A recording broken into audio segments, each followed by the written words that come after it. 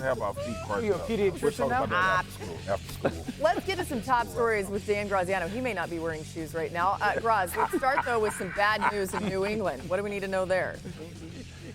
It is bad news. Matthew Judon, their best edge rusher, is going to have surgery to repair that torn biceps he suffered in that extremely costly loss to the Dallas Cowboys on Sunday. That surgery, from what I'm told, comes with a 6-month recovery timetable. Judon is telling people he wants to try and find a way to come back and play this year. They have to wait till after the surgery's done before they figure out how realistic that is. We will see. Kenny Pickett, Steelers quarterback, has a bone bruise in his knee. That's pretty good news relative to the worst fears when he got hurt. But Mike Tomlin, their head coach, said that Pickett will practice this week. They'll see how much he can handle. They'll give him more and more as the week goes on. And if he can practice enough and feels good enough to play, he will play. Otherwise, it'll be Mitch Trubisky at quarterback for the Steelers. And I think this is the most interesting story of the week right now. Jonathan Taylor, the Colts running back, eligible to come off of PUP this week. He was on with an ankle injury, and we all know about his contract dispute with the team. He has asked for a trade.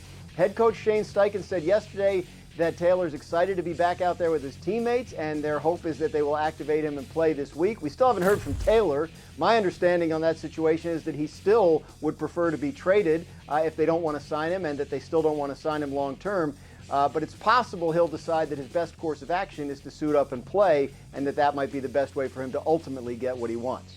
Yeah, that's a very complex situation, as we talked about a lot in the offseason, Graz, but one to watch either way. And thanks for being with us here. More from you later. Let's stay on the Colts, not Jonathan Taylor related just yet, Marcus, but as they await the potential return of Taylor, we've seen some really strong play from Anthony Richardson, the rookie quarterback. Really fun to see in his 3 starts. What have you liked so far out of him? Dan, you greased that one. I got to give you love from the draft. I got to give you love. Look, go now. Yeah, and it kind of ties into what we said. Remember we had that conversation about how your athleticism can buy you time, totally. How you learning how to play the position. And when you look at Anthony play, a comfortability level comes because he can get out of trouble, right? There was a couple times where Aaron Donald beat the edge or dunked underneath, and he was able to sidestep and either continue to play or go out and be an athlete. What I love, though, is that he's not indecisive. And for a rookie quarterback, and that I'm not talking about getting the ball out of your hand. He is taking off when it's time to take off and just go get some yards. That understanding early in your career is a big deal. I love the way he's playing. And it gives you a luxury for the coaching staff. There's only so many plays that beat a certain front, or there's only so many concepts that beat a cover 2 or a cover 3. But when you have a guy like Anthony Richardson, you're allowed to be versatile in your play calling and throw something different. I'm going to show you 2 plays here on the goal line. Number 1 is a run for the touchdown. Yeah. They start in the wishbone. They motion out. They motion the running back out. Watch this safety, Jordan Fuller. He goes full speed to the flat route, opens up right up the middle for Anthony Richardson. 360 dunk. These are new plays, right? This isn't a crazy concept. It's just giving him a different look. Now watch this time. You go again. He has to respect the run, and then it opens up an easy flat route for a touchdown. When you have that kind of ability, it opens up the offense. And Taylor coming in, it will do the same thing. I call those PROs. It's pass run option rather than run pass option. Real quick, to your point, like, the size, speed, and strength that he has is like Cam Newton early on, and Cam's was used very much so as a runner. I think his size, speed, and strength is allowing him to be a better passer because the way he can kind of move in the pocket and hang on him. He's been great. 2 things I want to see better. Number 1, can you get it out just a little bit quicker? Can you see it and just spit it out just a second faster? Because as he continues to grow, throw it just a fraction sooner, because if he does on that whole shot right there, that's a completion. And then defenses are going to start to figure out what he likes to go to. You guys know that, right? So he does a really good job, Anthony, of getting from 1 to 2. I want to see, can he develop getting from like 2 to 3 to 4? Yeah, 2 to 3 to 4. And how quickly he can do that. That's my nut. And honestly, when I watch them, my brain goes to, who's the big-time receiver going there next year? Yeah. That's where I go to. Anybody stick out? Can you think of somebody to be a good fit? Any free agent in the NFL, T. Higgins, you know, like, is he going to be the free agent that goes there in the draft? I love it. Anthony Richardson, by the way, the first quarterback in NFL history to rush for a touchdown in each of his first 3 career games. I like your tape. We might have seen that coming, but still, great tape, Hawk. We love it. Could have gone number 1 overall. C.J. Stroud, just the 6th player to average 300 passing yards while throwing 0 interceptions through his first 4 games of a season in NFL history. The others are 5 of the best quarterbacks to ever play the game. Look at this. Aaron Rodgers, Patrick Mahomes, Drew Brees, Tom Brady, and Peyton Manning. I mean, seriously, that's the company he's in already. Dan, why has Stroud been so successful out of the gate? Because when it comes to what's the coverage, where's the ball supposed to go, and how's it supposed to get there, he is very like Joe Burrow was his rookie year. And it's happened very quickly in the first month of the season. Okay, so teams are showing these shell coverages to get quarterbacks to play kind of confused, disguised. Are they going to go to 2 at the snap or spin to 1? Now, he's in an empty backfield. Ball gets snapped. Okay, there goes those 2 safeties. I want to work the middle of the field. He wants to throw the tight end on the middle linebacker on a seam route. He's staring there. Now, what type of throw? Is it with a lot of air, driven on a line, or in between, just over that backer before the safeties get there? What's the coverage? Where's the ball? How do I have to get there?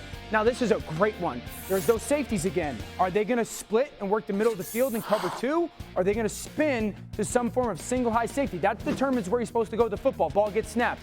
There it goes. He's going to the middle of the field, and Minka drops down. I'm trying to throw this backside hook to Nico Collins. But Minka Fitzpatrick's problem. I got to hold him, straighten him up, make sure that he doesn't drop down into that window. Now watch how quickly holds, gets backside, and gets the ball out of his hands before Minka can ever break into that hole versus that hook. That's spectacular by him, how quickly it happens. This is the throw maybe of the weekend coming up to Nico Collins. He's by himself at the bottom of the screen. There's those 2 safeties again. What are you going to do when the ball gets snapped determines where I throw it. Ball gets snapped because I have what we call a shake route by Nico at the bottom of the screen. It's man coverage at the bottom. Ball gets snapped. There's 1 safety in the middle of the field. CJ sees it. Now I got to hold that safety just a little bit. And now where the corner is determines the throw. If he's on top of Nico, I'm going to flatten him to the sideline. If he's under his hip, put a little air on it and throw it to that outstretched arm for Nico Collins. That's rare to know. What's the coverage? Where's the ball got to go? And then how am I supposed to throw it? He excited. Oh, my gosh. You got really Like, if you're Houston, you're not sitting there going, we got it right. You're sitting there going, we nailed it, we got a guy. We got a guy. Did they know it was going to be like this? Did anybody know? I think this. You knew he could throw it. Right. You just didn't know if he could throw it this well at this level. Gotcha. And in the pocket. He's also got a clip in the game, Marcus, where, guys who are such pocket passers, they're sometimes not great when their feet aren't perfect because they're so structured. He throws a little RPO to Nico Collins. I think that's one you were talking about before, where there's a guy at his feet, and his feet are square, and he has to do this to it, and it's nails. We saw some of those feet, Hawk, in that game against Georgia, and that's what really got people talking about him a little bit higher up in the draft. But either way, really nice for Stroud so far. I mean, it's his poise, right? Like, we knew he had the ability, but his decision-making, to your point, his processing, he's never hurried. He's not panicked. And they have a young group of players that are playing like veterans. Nico Collins is showing his versatility because when you have a talented quarterback, the best thing you can give him is a versatile target. He's going deep. He's got an immediate routes, and he's also doing screens. You're putting the ball in his hands. He's getting yards. And this connection that they're building is going to be something real special. I want to ask you real quick, Marcus. Let me ask you this. When you're a receiver and you know you got a guy who can throw it, how does it change you at the line of scrimmage? It changes everything because I've also been on teams when these kind of plays have to be truly orchestrated, that I know which plays that this guy is going to feel comfortable throwing. When you watch C.J. Stroud play, we talked about it last week, his number one receiver is the open guy. So no matter what part of the progression you are, if you win, there is a chance because if you're the answer to the test, it's coming. 2 things real quick. I love that Slowick was the first coordinator this year that said, I'm not going to let T.J. Watt destroy my game. Thank God for that. And the second thing is how physical this offensive line and this defensive line is. Look, we knew D'Amico Ryans came in with a cachet, the way he was as a player and a defense coordinator in San Francisco, but now it's starting to translate. And Dan, you know how much I love this, and Hawk, you going to learn it, and you know how much I should love this. When dudes will run the football, even when the passing game is having success, it says a lot about who you are as a football team,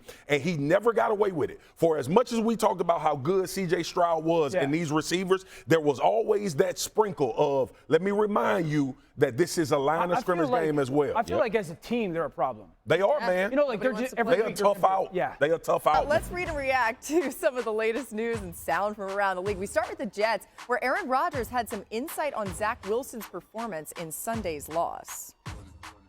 He's been labeled a certain way by people, so when people see this other side, they don't know what to think or how to react. But Zach's a young kid. He's learning. He's growing. He's on his path and his journey, and I'm very proud of the leadership that he showed. I'm proud of the way he played. I don't need to pull him aside and tell him anything special. There wasn't like some pep talk that I gave him that made him play better.